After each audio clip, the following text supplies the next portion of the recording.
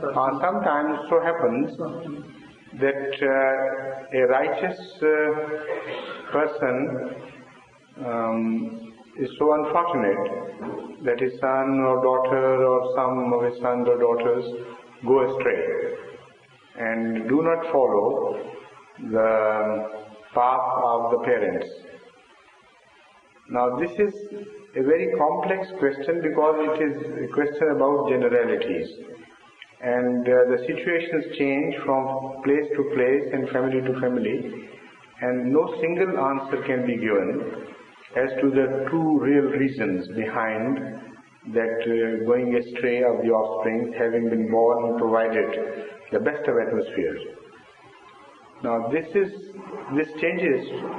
For example, in certain areas in the past experience of Ahmadiyya, I particularly observed that the offsprings of very pious parents, or very pious Ahmadi men, I should say, had gone astray and ultimately broke their relation and contact with the community.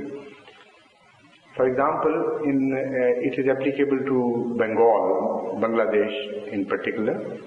It is also applicable to Northwest Frontier Province to a large extent.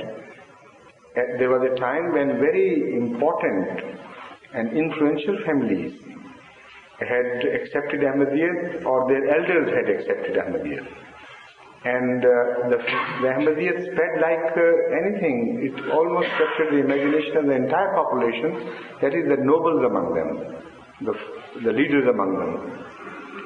For example, in Northwest Province, you will find hardly a family whose elders had not accepted Ahmadiyya.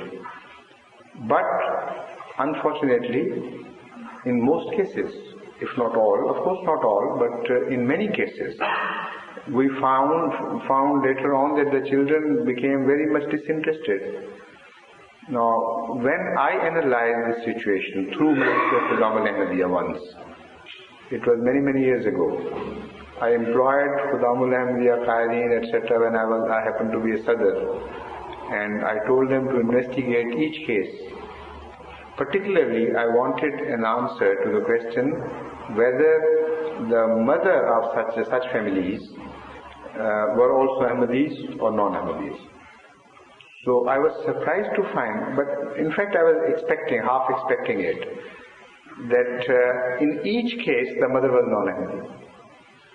The father had accepted Ahmadiyya, the mother remained non-Ahmadi, and the father was not prudent enough to care for this and would not preach to his wife.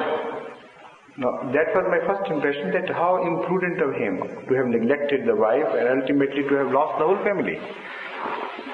Then later on I investigated further, and those of the fortunate families who had both the parents as Ahmadis, I contacted with them. And one family member who already were thinking on the same lines, they were also of the same mind. They helped me understand the phenomena. They said what happened was a traditional habit of the Pathan of that time to consider his wife too low a thing to be taken seriously and equally on the same footing. So it will be a degrading for a Pathan, according to the members of that family, of that time particularly, to treat wife so equally as to try to convince her and go into debate with her about religious differences. The Khawaneen would say it is far below us and the wife must follow. Willy-nilly she is following the same concept, same belief as we are holding. And the wife would never let them know, would never dare it, or was cunning enough not to make them realize that she was not following. So he told me that this is an experience we have found. He knew some families very closely, and in the childhood he was moving among them. And he said what happened was that when father was away, mother would read into the ears of their children that look here, you need this and you need that, and your father is spending all this money, wasting it on Jamaat Ahmadiyya and sending it to Qadian. And then she went into league with the mullah, and mullah was a menial in those days. Now he has become the overlord of everybody in Pakistan. But his real place, historical place in Pakistan has been that of a menial. So the mullah, who was always present there as a sort of servant, listening to his Lord's voice and following him in every respect, he was quietly, cunningly in league with the mother, and he poisoned the children against the father's religion. And the children would not dare to tell the father. They would go with him to the mosque, say the prayer and come back, and there was a complete lack of communication between the father and the mother on one hand, and the father and the children on the other hand. So this resulted in a situation that when the father closed his eyes, the family went astray, the whole of it. While in those cases where mothers were also Ahmadi, the family remained steadfast in Ahmadiyyat and offered great sacrifices. So the impression received by some of the Punjabi Ahmadis that the Pathans are not loyal in this respect, and under trial they go astray, and once they accepted Ahmadiyyat and ultimately they ran away, is totally wrong. Those who accepted Ahmadiyyat never turned their back on Ahmadiyyat. What happened was they left offsprings, unfortunately, in the hands of hostile mothers. And it was these hostile mothers who ultimately did the damage and completed the rout. So that was the result of my study of Northwestern Frontier Province.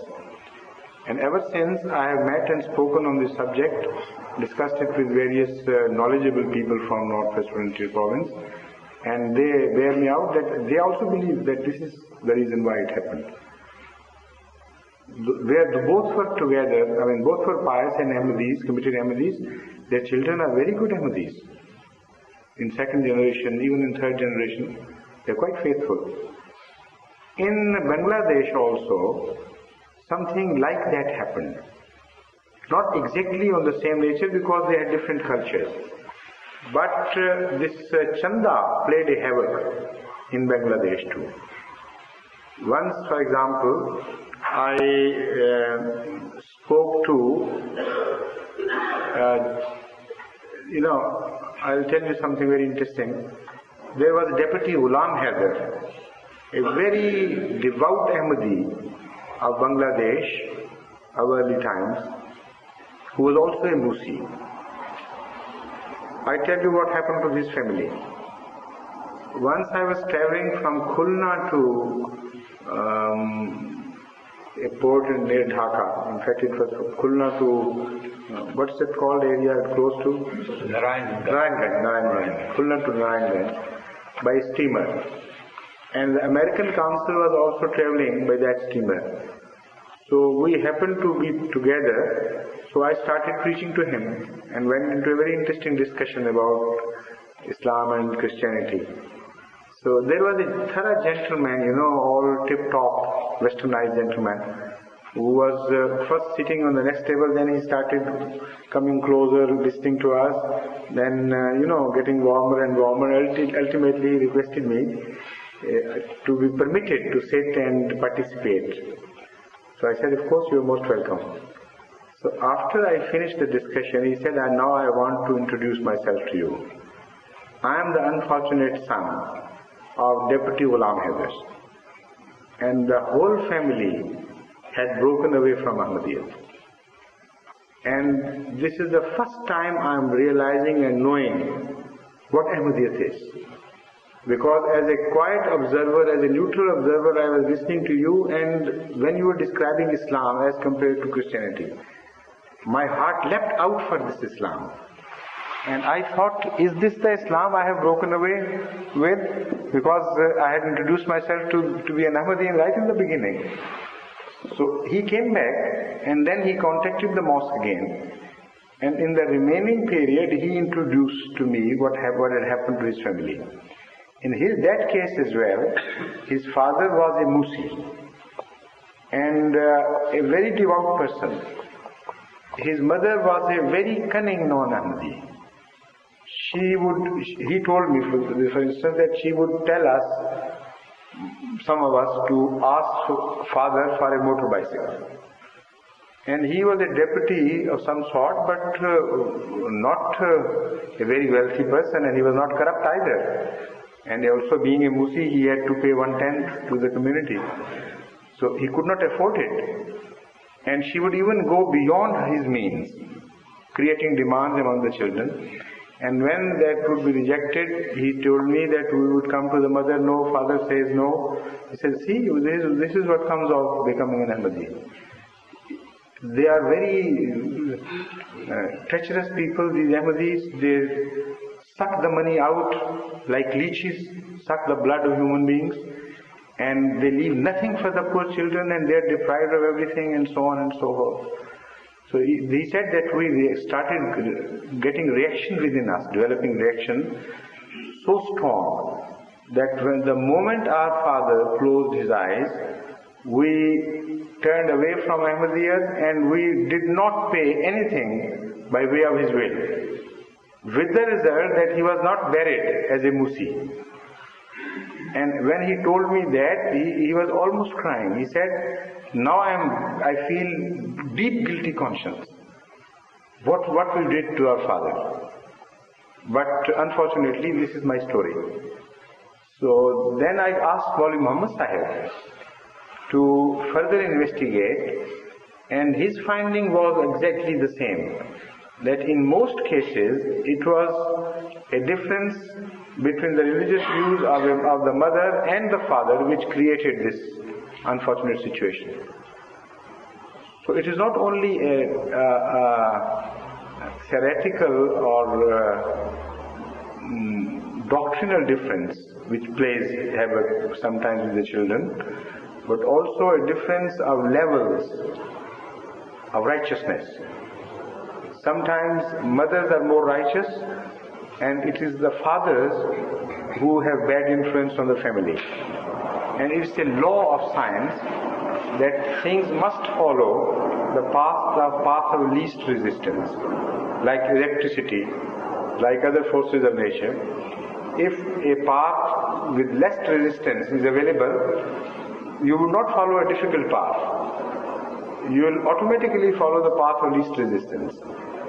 So in